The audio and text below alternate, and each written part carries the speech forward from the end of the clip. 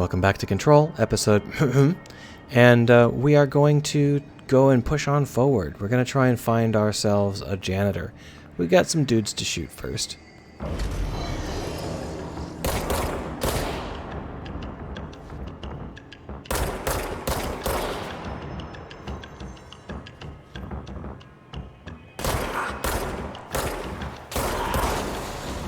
Next.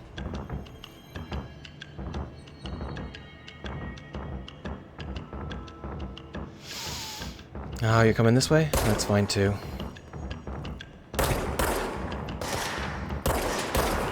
I am using a controller, if you're wondering why I'm aiming like this. I just find it easier to walk while using a controller, rather than trying to move the camera. Got another bad guy down there.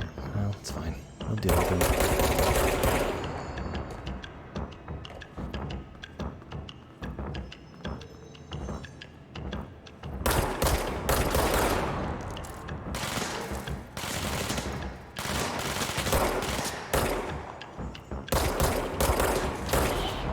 Perfect. I think that's everybody. Yeah, the red glow went away, so that's everybody. This is, you know, I'm not actually sure. It's the central maintenance machine area, but I'm not sure what the machines actually do. They do look good, though. We'll talk about some of the visuals involved here. Now that I'm thinking about it, we probably aren't going to get to talk to Ahti this episode. That's a shame. He's my favorite, but we'll talk to him later. We have plenty of time. Right now I'm just running around doing some looting, but we do want to talk about the way these machines look. These machines are mostly for appearance purposes. They're not particularly functional. There's no reason why they should be blowing air into this room or anything like that. But you can see that we've got some of these particle effects of smoke coming in. We've got some volumetric lighting happening.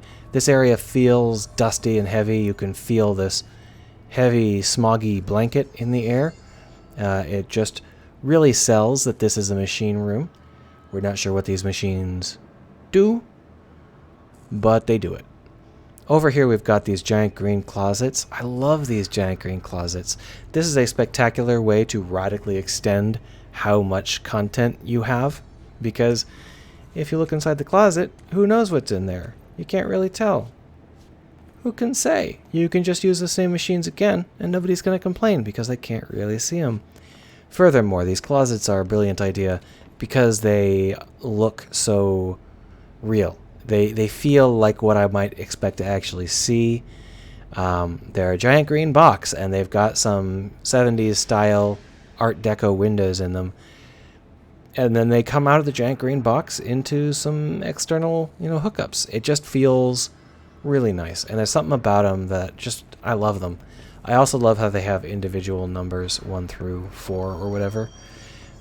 It just makes me believe that this place exists and has a purpose, even though I don't understand it. Over here, you can see we've got some shimmy boots. Can't really do much about it. We could walk in there and just kind of suck it up because we are, in fact, invincible. But we're not supposed to. I think we're supposed to wait until we have the ability to deal with that shit. I think. I can't remember. Whatever. It's all good. We already came through here? Yeah, I think we already got all of the stuff that we wanted to get. So we're going to move on to the part of the game that I don't like.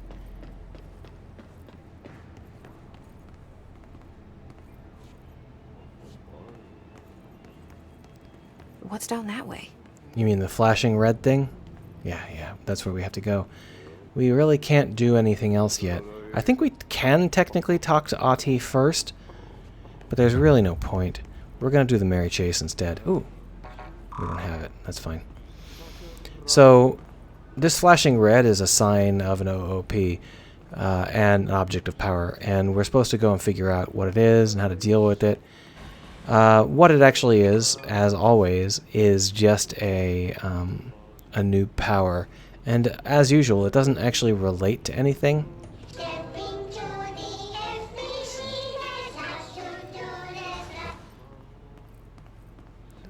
Might as well get it over with. Oh look, treasure!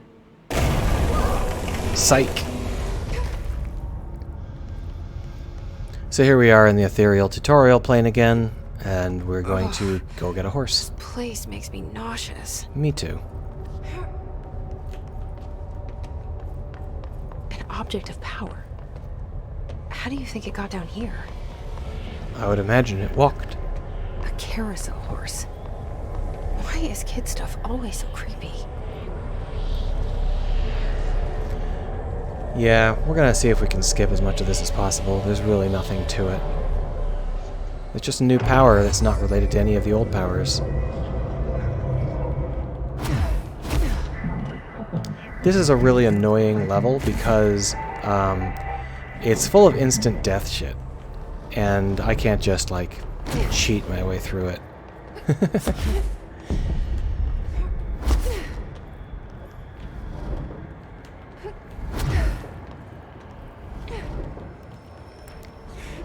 These dudes mean business. You can't shoot them. No matter how many times you shoot their crotch, they won't care. You just have to walk through their hail of fire using dodge. This isn't actually something that requires you to use dodge. You can just walk through it. But the risk here is that they'll blow you off the edge, and you'll fall and have to start over, which is really annoying. And we now have a new power. Keep This up one. with me now. One of my favorites.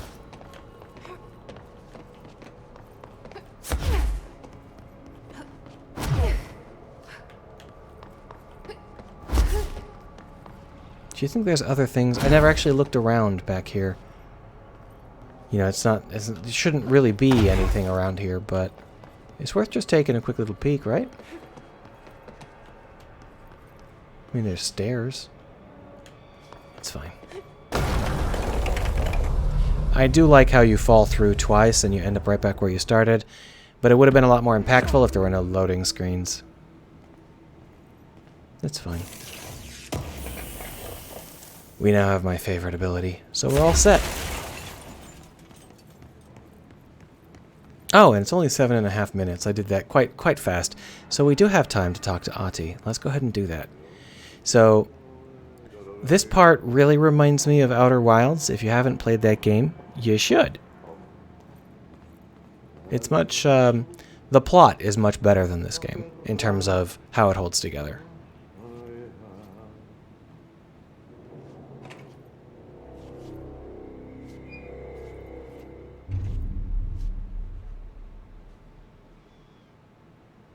Well done. You got the job. It's place for congratulations. Yippee, saatana. It happened in the last drop. I truly need an assistant. Funny thing is, I've been a janitor. I'm more at home in that role than as the director. Only Ahti here seems to see that. Yeah, hi, Ahti. Look, we need to get the lockdown lifted, otherwise I can't get to the other sectors. Can you help me get to the override? Yes, easy peasy. It's just around the corner. But first, we need to get you working.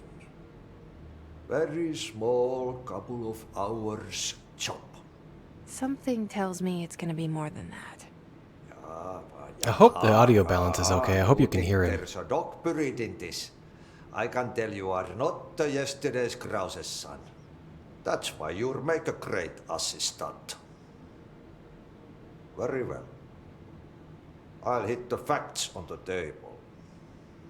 I'm gonna sanon perkele suoraan, that this house has a vermin problem. A bad one. They've already messed up the cooling pumps. And the power generators of a power plant, perkele. And the pensioner inside is starting to feel the band around his head tighten. The situation needs to be fixed before the plant blows up. And we all disappear like a fart in Sahara. Trying my best to keep up with this. fix the coolant pumps and the power generators, otherwise the power plant will blow? But don't you worry. I've left you clear instructions. You'll catch the end of the thread before I go to my vacation. The work's on the task board here. You can do later, when you have time. Vacation? Right. Yes, no one's gonna cancel my holiday or seat's gonna rattle. But don't worry at all. You'll take care of it and soon this crisis gonna be last winter's snow. You better go now, so you don't have to run with your head as your third leg. The door in the back leads to the plant. The door in the back. That's great. Thank you, Ahti. So I want to talk about Ahti for the remainder of this episode. Let's go ahead and do that. So if I hit photo mode, he'll stop talking for a while, which is important. So Ahti is a really interesting character for a couple of reasons. One of the things is, I mean, obviously he's the power here. He's the guy who is actually running the facility. Guy is the wrong term. And it's fun to kind of hide your powerhouses like this, especially because he's not doing it out of like malice or ooh, surprise. He's doing it because he considers himself the janitor, and that's all there is to it.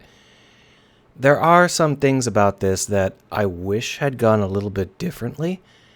I think that we could have had an entire game where we literally came in to get the job as the assistant janitor, got the job as the assistant janitor, and by the end of the game realized we were more powerful than the director. I think that would have been a more fun progression than this whole I've got a psychic friend and I'm looking for my brother, and that's not going to really result in any sort of actual personal growth. It's just going to be annoying.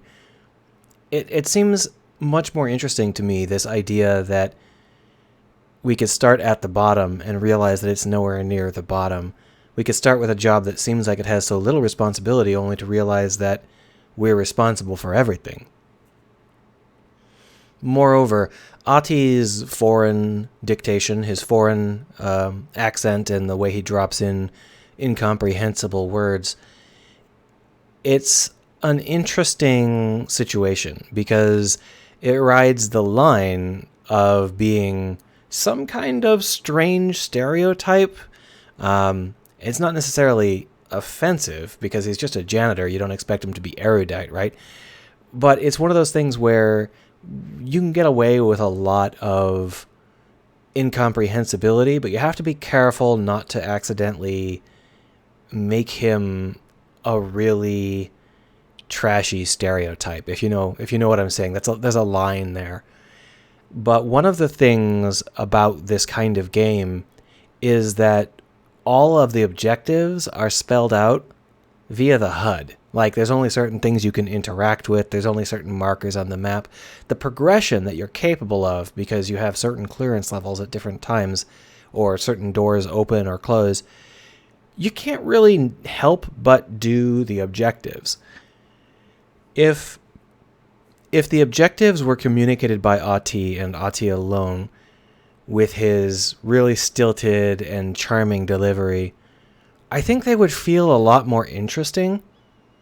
We don't even need the follow-up where we repeat what he says in plain English and dumb it down. We could just sort of muddle through with Ahti's advice because that's all we have. It's enough. The whole world is built such that we can't help but follow Ahti's advice.